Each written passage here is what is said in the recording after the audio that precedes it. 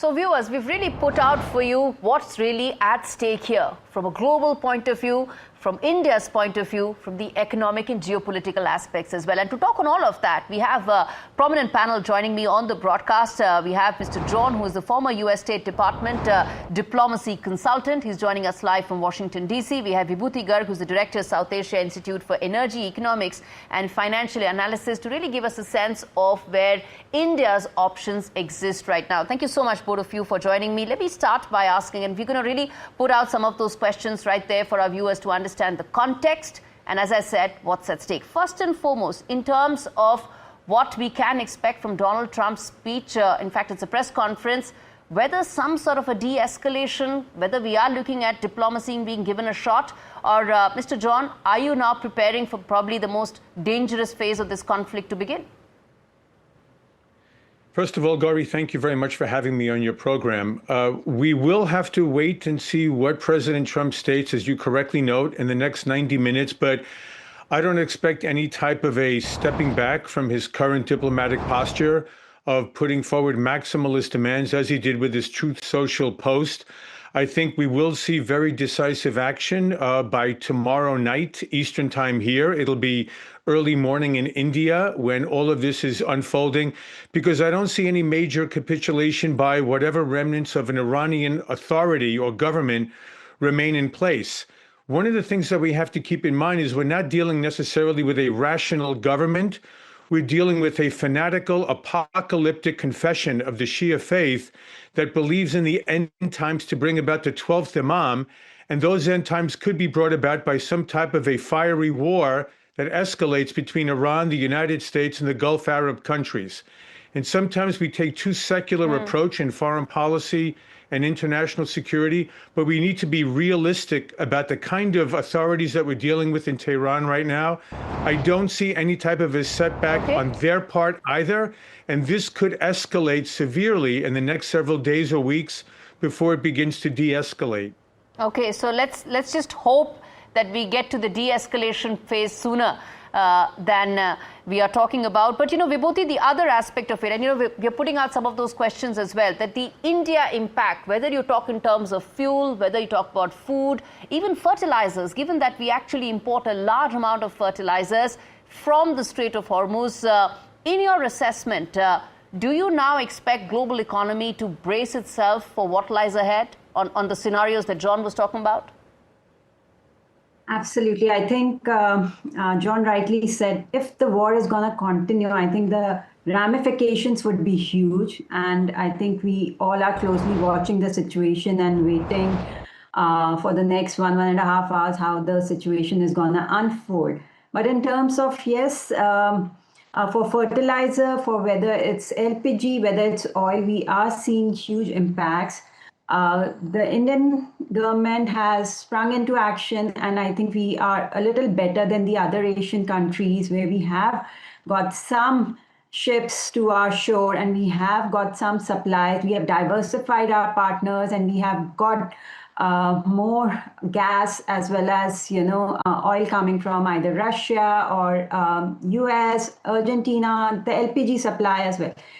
Just today, the government has again increased LNG or, the gas contribution to the fertilizer from 70 to 90%. So they are resuming supplies. But if the situation escalates, I think we'll be kind of in a very difficult situation where the supplies might be sufficient for a few days, few weeks, but then what? I think that's where, while we have resumed some level of supplies, but I think the situation is going to be very, very hard for many countries, including India. I think that's the whole point, that the situation remains extremely volatile and the kind of uncertainty. And Vibhuti, let me follow that up with another question. With this regard, the uncertainty that is really roiling international markets, isn't it? Whether you talk about crude, whether you talk about several other supply chains as well. In your assessment, where do you see the 4 to 6 week timeline as far as where things stand right now? Vibhuti. See, the supply situation has eased off a little, as I said, with more supplies coming from other parts of the world. But at the same time, the global prices, I mean, the impact will be huge. We have seen how the crude prices have gone up, though the consumer, the ultimate consumer, is being kind of protected from, but that also means the subsidy burden for the government has gone up. The margins for the OMCs have gone down. So they are in a very difficult situation where, the profitability is getting hugely impacted. But the government is kind of absorbing some of these price shocks. But till when can government keep paying for these higher prices? So somewhere down the line, we will see higher prices of petrol, diesel also going up. We already have seen prices of LPG gone up, but not to the extent. There is still 300, 400 rupees gap between what the actual costs are versus what they are charging from the consumers. So there is too much fiscal burden for the government as well. There are concerns, and the longer this goes on, the bigger will be the gap in terms of the economic fundamentals that are not adding up. But, John, let me come to the other aspect to it, which is the fact that this press conference will take place in the backdrop of Iran rejecting any ceasefire plans whatsoever. They've rejected all of those. They've said there's going to be no ceasefire, only a permanent end to the war. How do you see that hardening of posture likely to determine the next phase of the conflict? I think it's a classic negotiating strategy by both sides, asserting a maximalist posture, making sure that they seem as defiant as possible and fearless of what the other side brings to the table. Donald Trump has certainly carried that out during the course of his business career, and all one has to do is read the second chapter of his book, Art of the Deal, and it's carried through to his presidency as well. But I think the Iranians recognize that, A, their ability to control the flow of oil, petrochemicals, and fertilizers out of the Strait of Hormuz gives them tremendous leverage against the world economy, and also their willingness and capability to strike at energy and at industrial facilities in the Gulf Arab countries also gives them tremendous leverage. And they're going to use that to maximum operational freedom in their negotiations back against the Trump administration. So Trump is trying to keep the Iranians as off balance as possible. The Iranians are looking to demonstrate both defiance and resilience. And even though militarily there really is no question that we have nearly obliterated most of their strategic capabilities, the fact that they retain potentially hundreds of rockets, small missiles, thousands of fast attack boats, and thousands of drones means we're going to be dealing with a very difficult authority in Tehran unless and if we do achieve some measure of regime change, so that we have permanent international waterways that are free and open again in the Gulf, and the Gulf Arab countries can live free from fear of Iranian attacks in the future. John,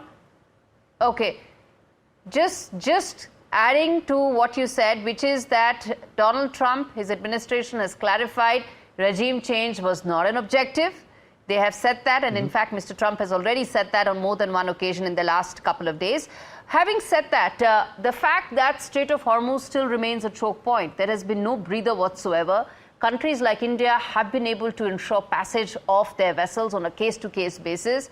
But Iran is very clear that as far as Strait of Hormuz is concerned, it remains a choke point. So there has been absolutely no forward movement whatsoever with regard to the position on both sides. Correct, so far. And I think that what the White House is looking to achieve is through these very decisive actions that they intend to deploy over the next several days. And the president even announced the end of last week that it would be 2 weeks of very, very heavy strikes against Iran, ongoing, besides whatever's going to be taking place potentially against power plants and against bridges.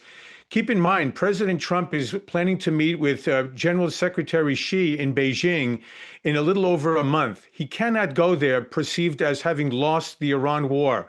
So I think in President Trump's mind, late April, early May is the decisive deadline to be able to demonstrate a measure of credible victory against Iran in order to be able to fulfill his commitment to President Xi, to General Secretary Xi, and to move on to Beijing. So we'll see how the next several days play out, the next 2 weeks. But I would look especially April 30th, maybe May 5th to 7th at the latest, because a week later, he's due in Beijing. Okay. All right. So you're actually talking several weeks ahead. Who would have thought that this war would go on for 6 weeks? And as things stand right now, there is no visibility as to when this will end. Thank you so much, both of you, for joining me in this edition of the India Business Report.